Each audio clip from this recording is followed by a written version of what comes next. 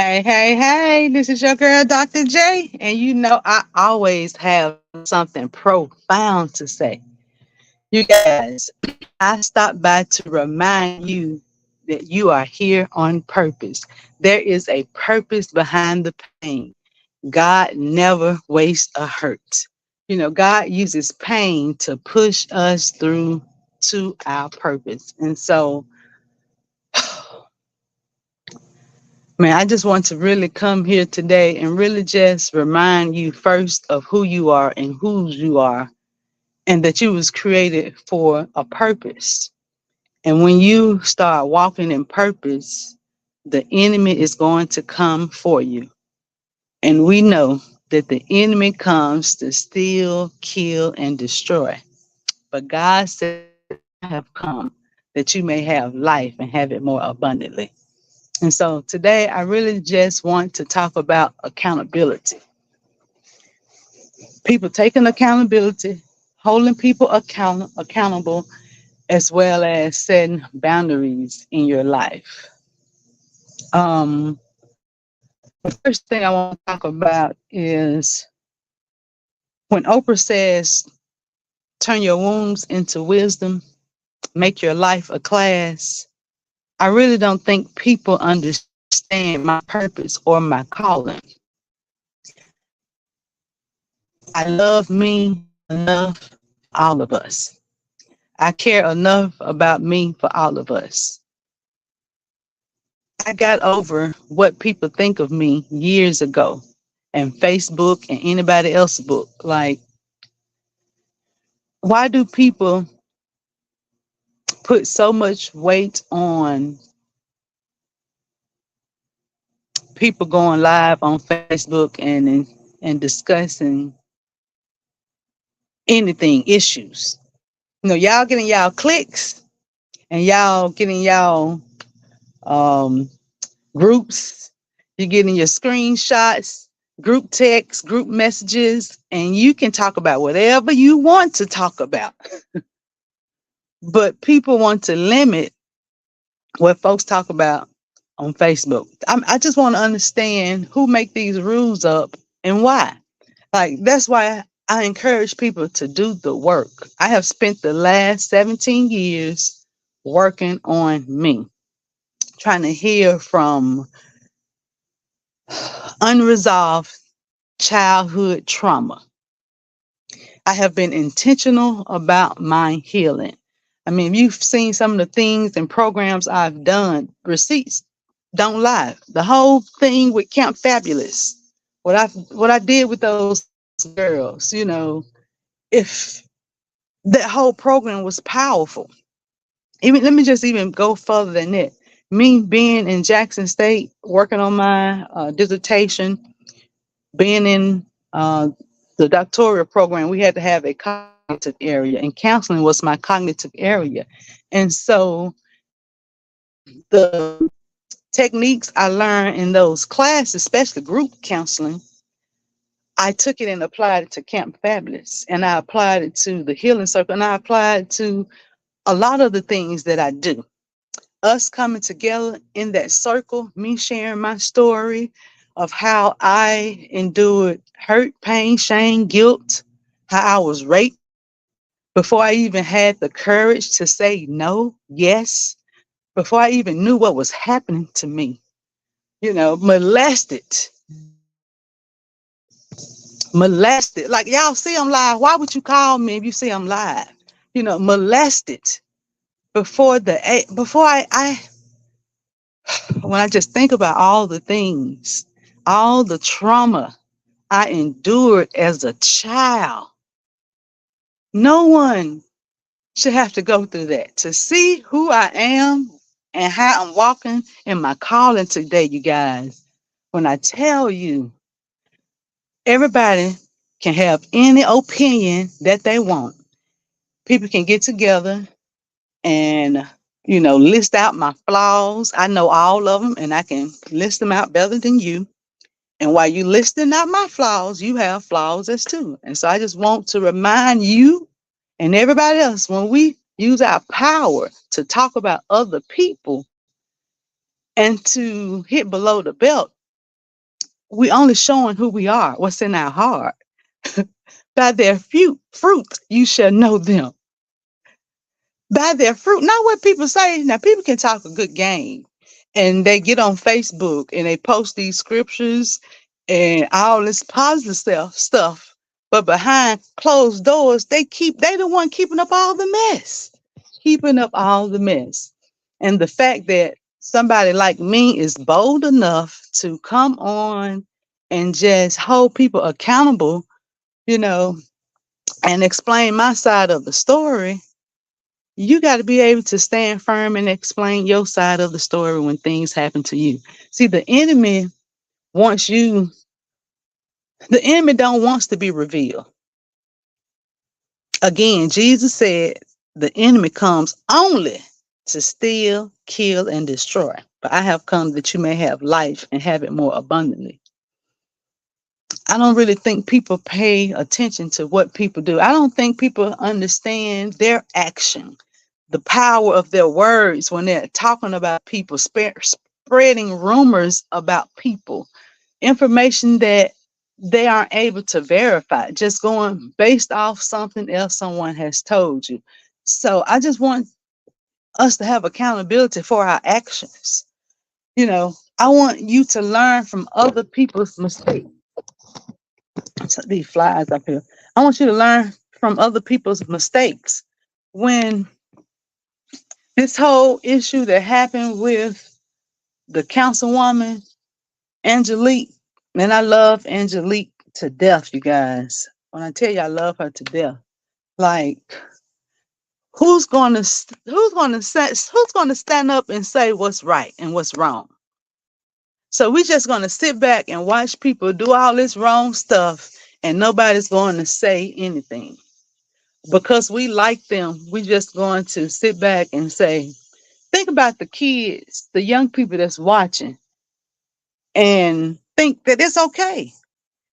If you look in the news and you look and see how all these city officials and employees around the state is being walked out, being charged, and my first question is, what make you think you're smarter than these people, that they're not gonna miss their money? Don't you miss your money when somebody takes something from you?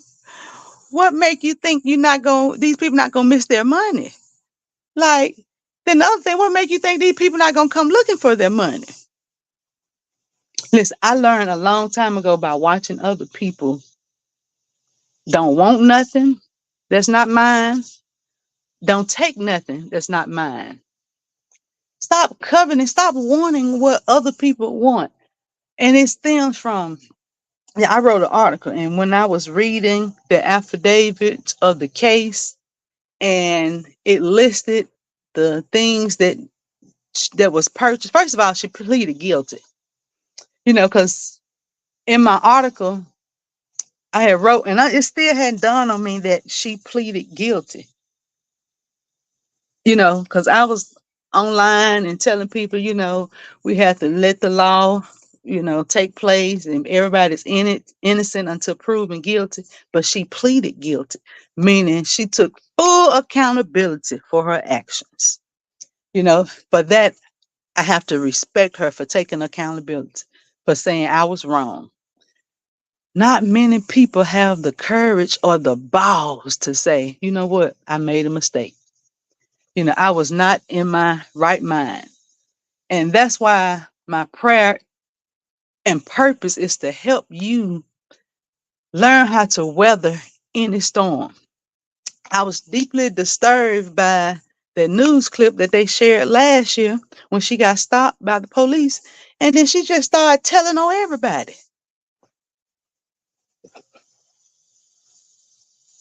You guys, you got to practice fighting storms. You got to be prepared for storms. You got to know that a storm is coming and that you have prepared yourself for the storm.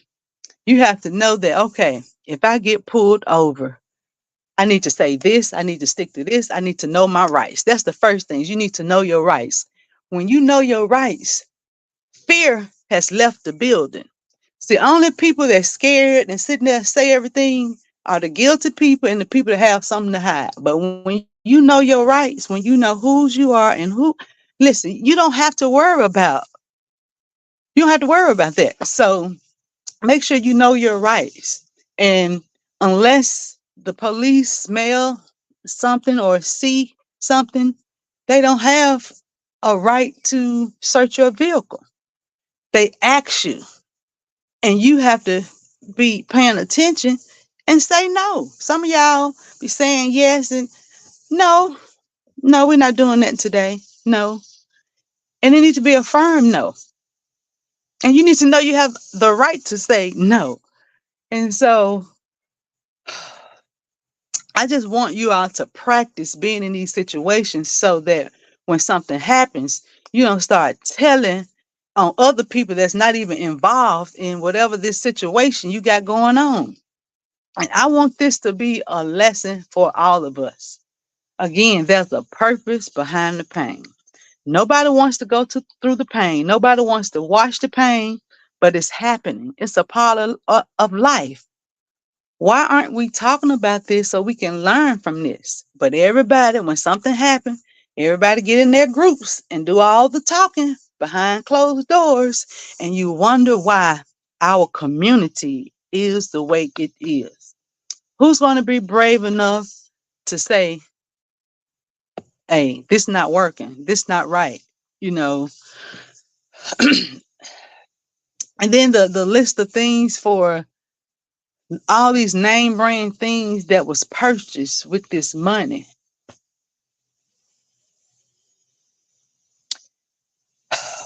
Be able to identify yourself without any name brands, any labels. None of those things should define who you are or your character. Things, period. Just pay attention to how people value things and put all these things and people around them. But they say God is first, but they say this, you have to be able to pay attention to what people say and what people do. Those are two different things. And so, again, start equipping yourself to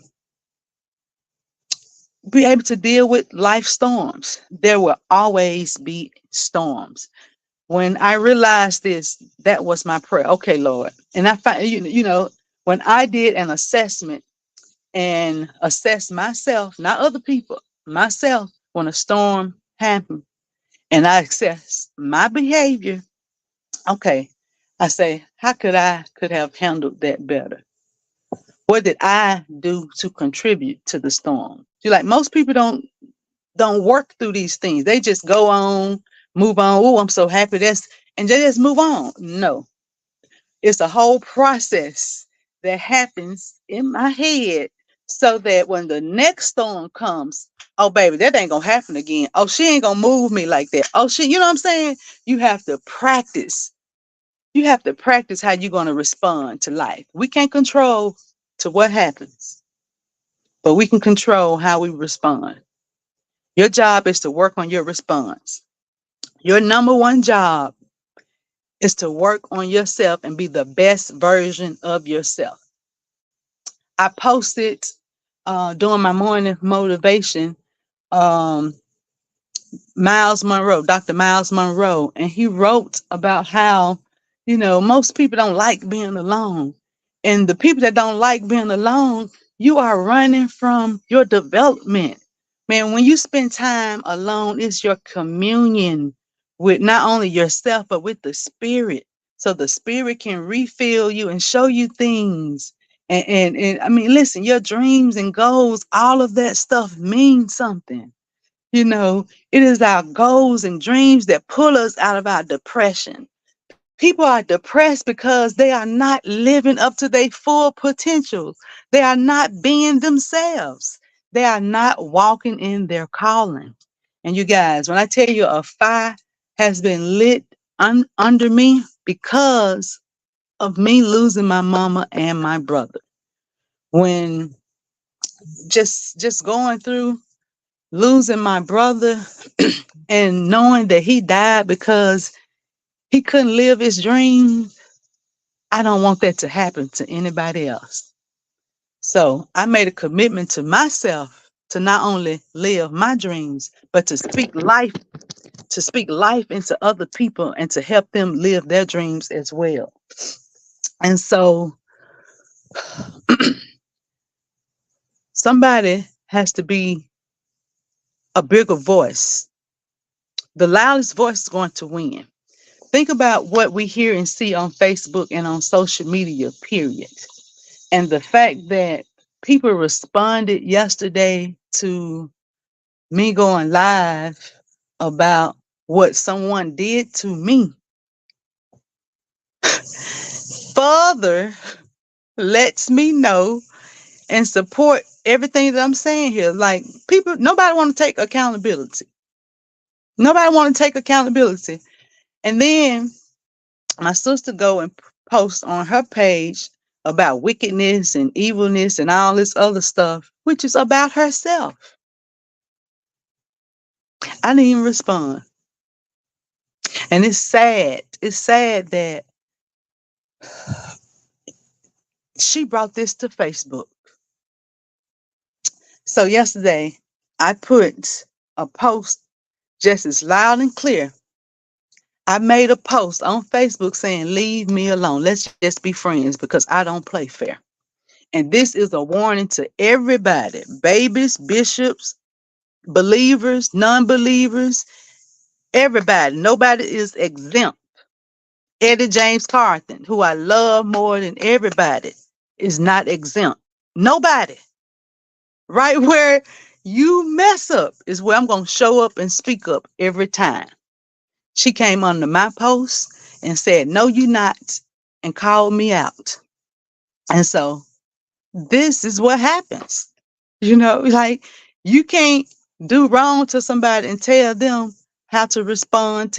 No, I clearly stated that yesterday in my post, man, to leave me alone, that you don't want this smoke. So since they don't take me seriously, I have to show them better than I can tell them. And so here we are. And so, but I don't want people to get along. People act like conflict is the end of the world. Y'all, conflict is the only way that we can move past the storm. So stop getting alarmed. Again, that's what I want to tell you about weathering the storm. Don't get alarmed when a conflict or storm or disagreement comes. It's not an opportunity for closure, it's an opportunity for communication and growth. If we don't have these tough conversations, we will never grow. I have been begging for the last 20 years to have these conversations behind closed doors. These conversations have not been had. So here we are. I have been called for a time such as this. I have been putting posts like this on Facebook for the last 15, 17 years. God told me to do this because people are hurting. People look at somebody like me and think we have it all together. I want people to know no one has it all together. So no matter how fancy these people's suits are, no matter how high their stilettos are, how good their makeup are, that's why I ain't even tried to put on. You get me real raw. Because everybody can put on makeup and put on all this stuff and put on these masks and go out and want people to like them because they pretty and like them because they this and like them because they that. Like me because I'm solid. Like me because I'm real. Like me because I have boundaries. And you're not going to cross those boundaries. And every time you cross them, you got to stand up. I want my life to be an example for yours, the good, the bad, and the ugly. Because we know that all things work together for the good of those who love the Lord and are called according to his purpose. He didn't say some things. He didn't say the things we like. He said all things work together for the good. And we lose our mind when a storm comes because we don't want to go through it. We think it's the end of the world. We don't want everybody else to know we're going through it. We just listen. Once you get over all of that, you free yourself from other people's opinions. And that's what doing self work is all about. Realizing that all these people are battling some type of issue, problem, struggles, thoughts, demons, addiction, depression. We can go on and on. Everybody out there is battling something. I'm willing to bet all the money in my bank account and your bank account that I am further along in my spiritual development than 95% of Americans because I spent the last 17 years doing the work. You're looking at somebody that has been raped, beaten, kidnapped, lied on, cheated on, just all these things. And a lot of you all have gone through them too. And the things that we don't want to talk about, that's exactly why the devil is running rapid in our families and controlling our families. But we don't want nobody to know. Everybody up here faking like it's all together. Yep, we close like this and yep. Everybody's faking. Meanwhile, the devil over here winning and celebrating. And the things that need to be dealt with in these families are not being dealt with because a lot of us trying to spare our family feelings. Do y'all know how many people I've talked to that have been molested and violated and they won't share their story because they're trying to protect somebody in their family member? Oh, we're going to break up my family. Well, it's breaking you. So you love them more than you love yourself. Because I love myself, because I don't want to be in bondage, because I know what all of that feels like, I refuse to let anybody use my story against me. If you don't want me to tell my story, you should have treated me better. If you don't want me to tell my story, you should have treated me better. I just want to know, how do people think our families? Let me start with us. How do we think our families, us, or the world is going to change if we don't do the work and all we do is blame other people, never take accountability, and just, make up all these excuses? Again, I take full accountability for my behavior. My goal is not to be perfect. I would never be perfect, but I want to be better. I'm going to work towards it every day. Your number one job is to make sure your own cup is filled, full, and run it over. That's it. Listen, we've been taught in the Black community that it's our responsibility to help everybody. Your cup is not big enough to pour. That's God's job. Our number one job is to make sure our own cup is filled, full, and run it over. Period. What's in your cup is for you. What flows out of your cup is for other people. My whole goal is to exist in the flow, to be the best version of myself so that when I go out and experience other people, they get the best version of me. And I do that and I practice that by being alone, taking time away from all the noise, all the gossip, all these other things that people bring to you, and block out the noise, do assessment of myself, talk to God. I mean, and that's how you become one. That's how you build, dream, plan. Habakkuk 2:2 says, write the vision and make it plain on paper, that when he reads it, he may run with it. That's a lot of people problems right there. That first thing, writing the vision and making it plain on paper.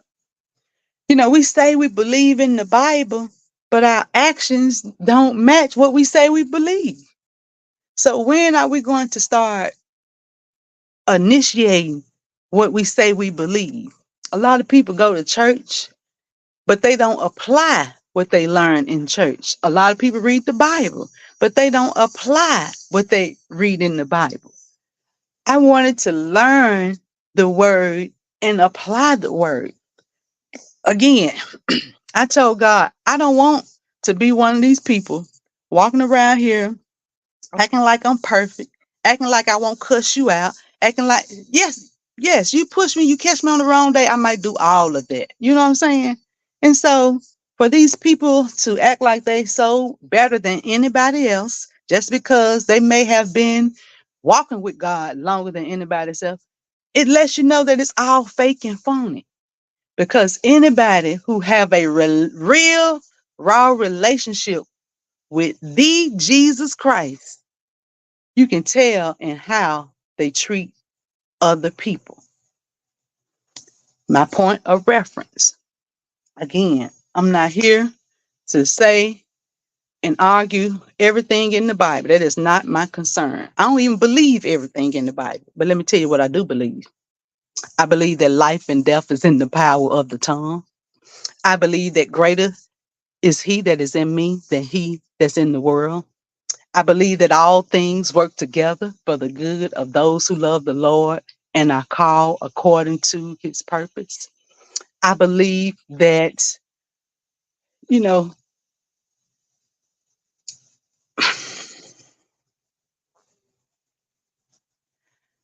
I know that God doesn't make no junk.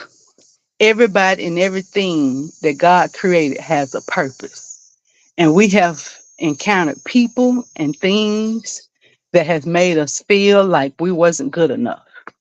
You know, people have told us you'll never be nothing. You just like your daddy. You blah, blah, blah, blah, blah. You know what I'm saying?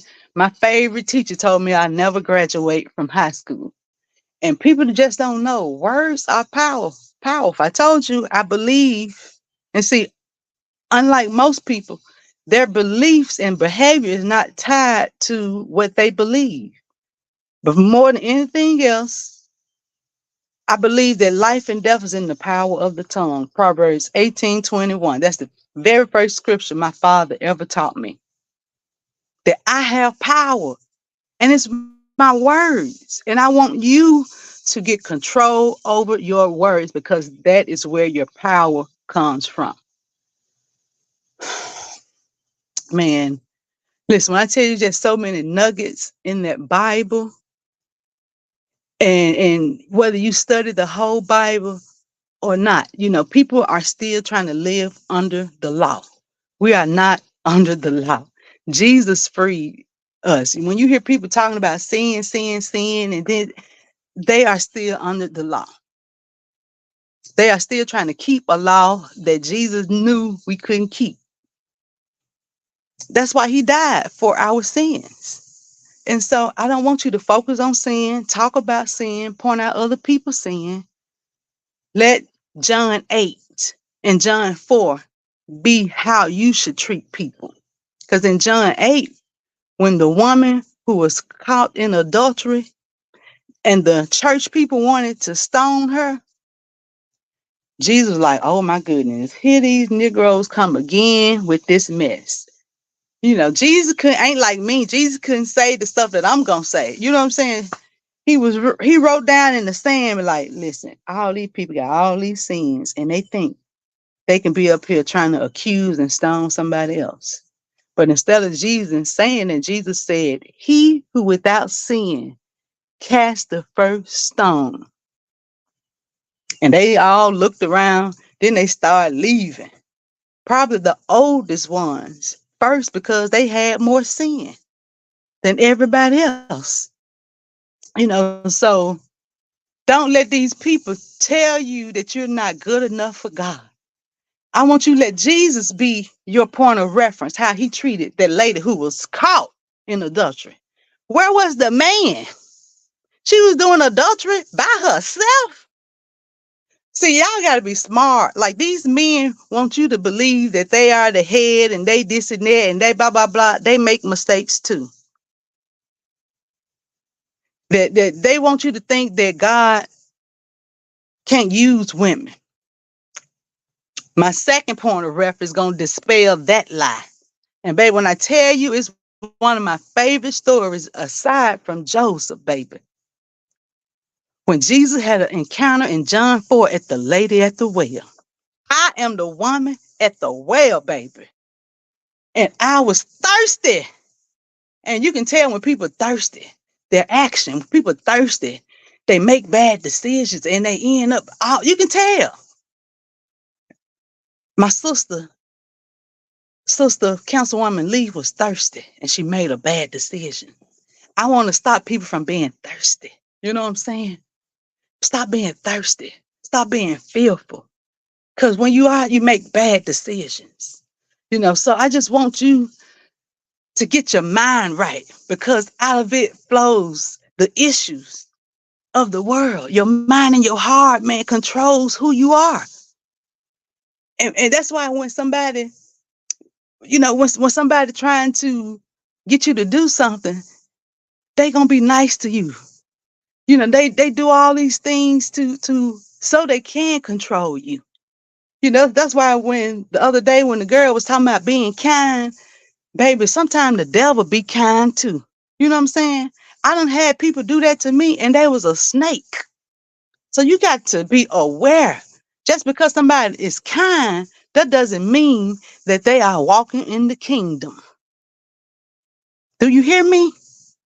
So, no, it's more than kindness. Baby, these people have learned what y'all value most, and they use it against you. Baby, the devil know the Bible more than any of y'all, better than any of y'all. But baby, back to the woman at the well. Because I'm the woman at the well who was thirsty. And when people are thirsty, they do anything for attention. And it was times I've done anything for attention. But baby, when I was at the well early in the morning, he had sent the disciples on into town to get food. And listen, this was supposed to happen because just back then, Samaritan people and Hebrew people didn't even associate. So because of this, that's why Jesus sent the disciples on into the city so that they wouldn't mess up this encounter he had with this woman. Jesus came to this well just to have this conversation with this woman that most of you all would label a whore. But you have slept with people that you weren't married to, but you got all these names and labels for other people because other people label them whores and whatever else. Some of them even might call themselves. But those are the people that Jesus, God, uses. Those are the people that's in the Bible. The very people that you all shun and treat bad today are the very people that had the same track record, and you all mistreat them. And the lady was drawing water from the well, and Jesus said, "Give me a drink." And Jesus told her, "If you knew the gift of God, you would ask me for water, and I will give you living water."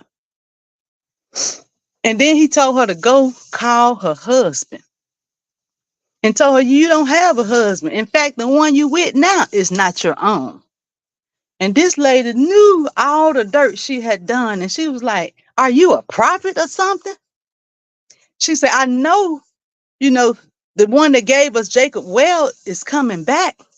And Jesus said, "I am he."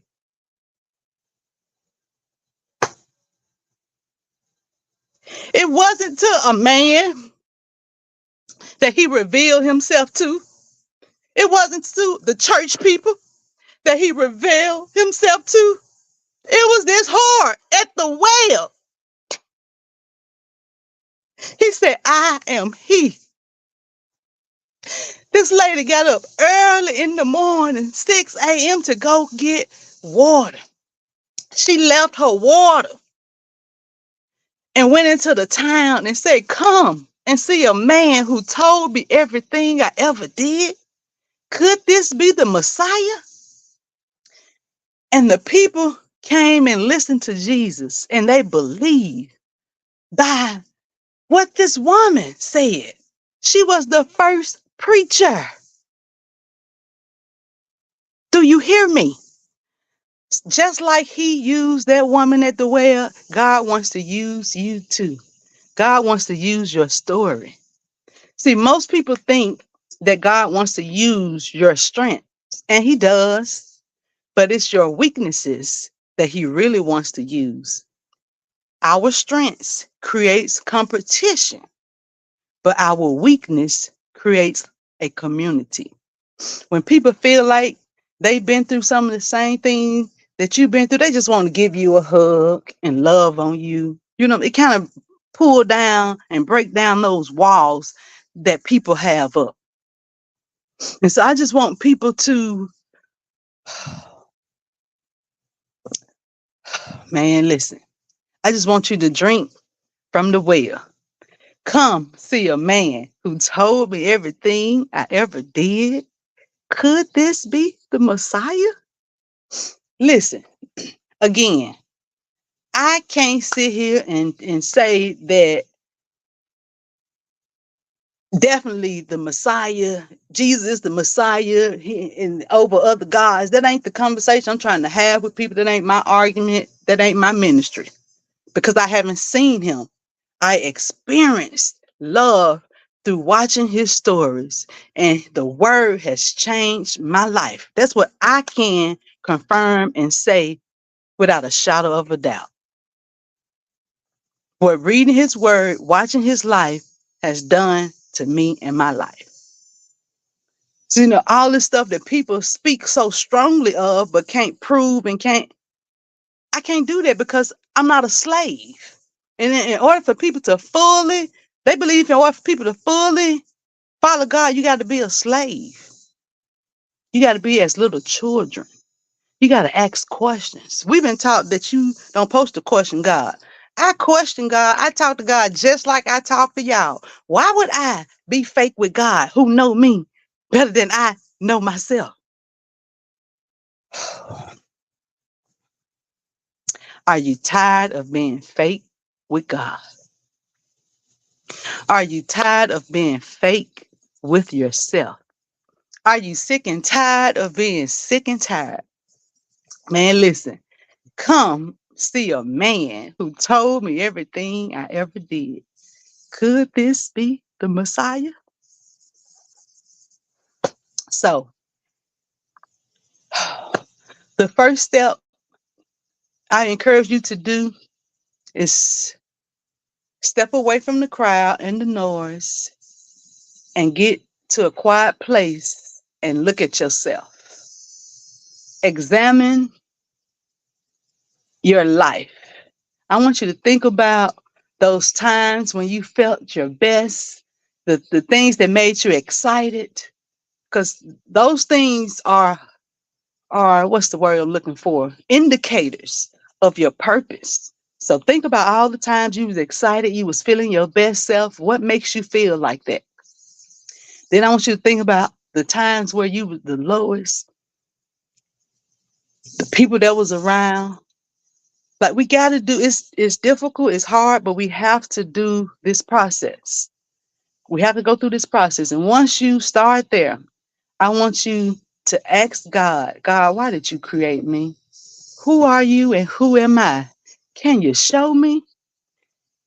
In 2007, that's the conversation I had with God. I'm like, listen, man, listen. I had all these memories of this rape. Everything that had happened to me in my childhood just started playing in front of me, my eyes. And I'm just like, oh my goodness. I thought I was going to have a nervous breakdown because I didn't understand. And because I didn't understand, I know it's other people out here that don't understand these feelings, don't know how to deal with them. So I wanted to create a space to help people do that because I didn't have help. People need help. So I asked God, man, show me who you are, why you put me here, or else I don't want to be here. And I meant that. And baby, when I tell you, he did exceedingly abundantly above all that I could ever ask, think, or imagine. Baby, whew, when I tell you, I'm just thankful. That's why I'm thankful for the pain because it led me to my purpose. Be thankful. When he said give thanks in all things, man, listen, because we know that pain produces perseverance. Perseverance produces hope. Man, when I tell you, it is through pain and storms that we learn to develop our character. It is through pains and storms that we find out who we are. It is Dr. King that said, mm, mm, mm, mm, mm. The ultimate measure of a man is not where he stands in moments of controversy, in moments of comfort. Excuse me. It is not where he stands in moments of comfort and convenience, but where he stands in moments of confusion. That's when you know who a person is. If you want to know who somebody is, put them in charge. Watch their behavior. Watch how they treat other people. Yeah, I learned these lessons at a young age. When I tell you, I'm so thankful, Jesus. Woo, I am thankful. I am thankful that I learned these lessons at a young age. So, you guys, I just want to give you some tools. The first thing is get to a quiet place. It's okay to be lonely. You know, being lonely is a good thing. And that's where you learn to tap into who you are, where you learn to build and dream. Write the vision and make it plain on paper. You know, Albert Einstein says, imagination, it is life's common attraction. When you see what God's about to do in your life, baby, you get excited and you start working towards it. But when you depressed and you just let all these other things and all these other voices and what happened and what he did and she said get to you, that's why you mad, angry, and bitter. The last thing I say before I go is I talk about unforgiveness. I had to forgive the person that raped me. I had to forgive the person that molested me. I don't have a problem forgiving people.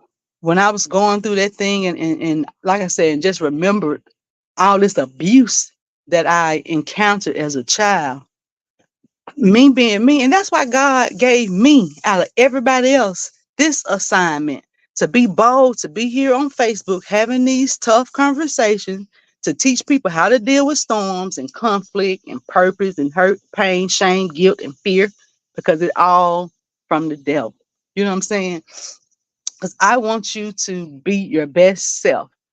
I mean, life is too short to be around here angry and holding on to stuff. So you have to learn to forgive. Forgiveness is not about them. It's a gift for you. Unforgiveness is like drinking poison and expecting them to die.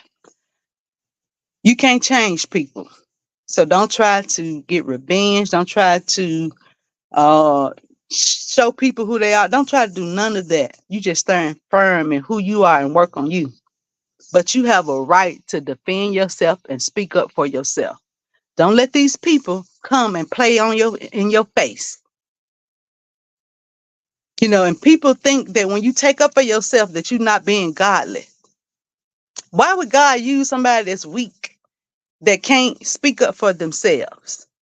You got to be able to speak life. You got to be able to tell people, listen, you violated me. It made me feel whatever it is. You got to be able to tell people what's right and how to deal with you.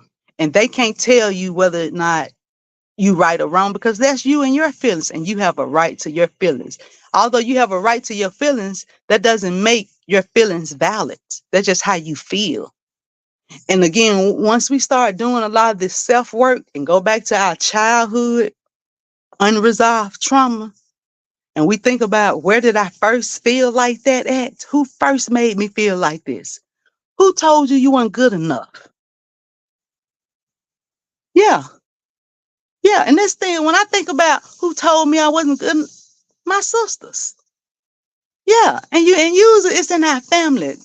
You know how we join one another, and as soon as we get mad, we just start saying all this stuff, and we just think we're just supposed to move on with our lives and not address all the hurt, pain, and shame that we've carrying. Are we going to carry it to next year? Are we going to carry it on to the next generation?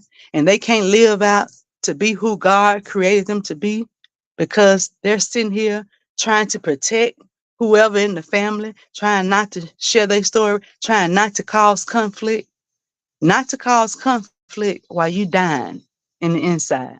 So, baby, this is the season where we say, peekaboo, devil, we see you. Peekaboo.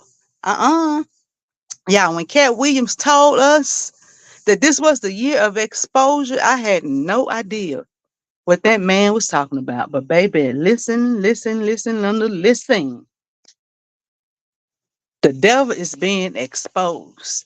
The devil is using our family members. And if we don't show them that they're being used, if we don't put a mirror up to themselves and show them themselves just by questioning their behavior won't change. When you step on my foot, my toe, the first time, I'm going to say ouch. So y'all let people step on y'all toe 3 and 4 times. Now you got to get your toe amputated because it's infected because you didn't draw a boundary. The first time you step on my toe, I'm going to say ouch. And you can't decide how loud I say ouch. Baby, the doors of the church are open, baby. Pass the collection plates, honey. When I tell you God is about to do some amazing things in my life, and I'm ready, baby. I've been preparing 17 years for this. And when I appreciate me sitting down with the producers of Bring It and not getting the job, baby. I appreciate that denial. I appreciate people telling me to meet with Carlos King and blah, blah, blah, blah. I appreciate not getting picked, baby. God protected me because that is not how he want to introduce me to the world, baby. God said, no, my sister, I got something bigger and I got something better. So, baby, when I tell you I'm ready, I'm ready. And my uncle had asked me to speak at his church, Zion City, in Chula, Mississippi.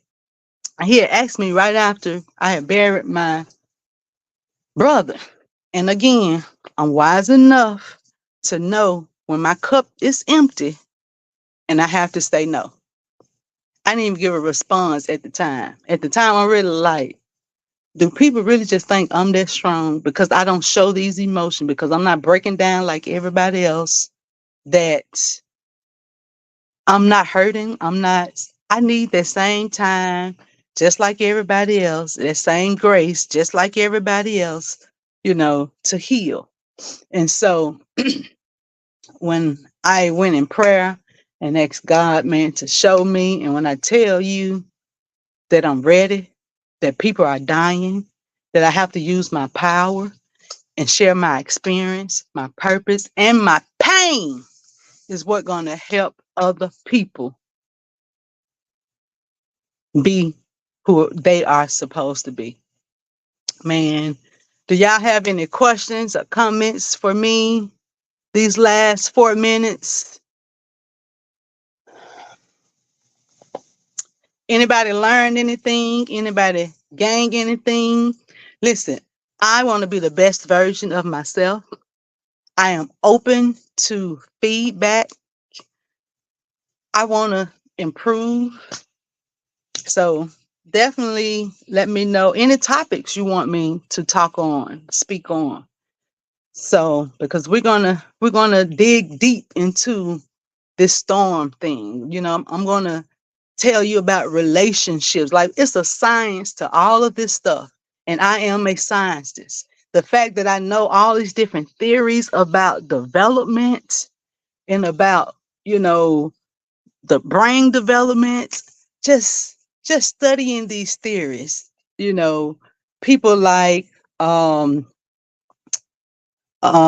Jean Piaget, Eric Erickson. It's just so many. My favorite one, Abraham Maslow, Maslow hierarchy of needs, where he's saying that we all have to have these certain needs met before we can be our best self. Like I said, when all these things that I learned in school, I took the good that I could apply to be the best version of myself and use those tools and use these theories and use that research. And Maslow, his hierarchy of needs saying you got to feel safe, secure, you got to, have food, water, you got to have all these things, love, belongingness, in order for you to be what I just said, your best self actualization, who you are meant to be. And so that's the goal. That's what everybody should be working towards. Um, Questions, comments. I'll shut up now. Ask me questions, comments. Probably the next class we will talk about relationships. Did you know that there were stages to relationships? And the next course we will break down forming, storming, performing, and norming. And those are the four stages of a relationship, according to Bruce Tuckman. So we're going to talk about that on the next Weathering the Storm with Dr. J, you guys. If you all don't have any questions, comments, feedback for me, I want to leave you with the poem that changed my life, the poem that every time I get to talk to people, I will share this poem with boys and girls around the world because I want to remind them of their greatness.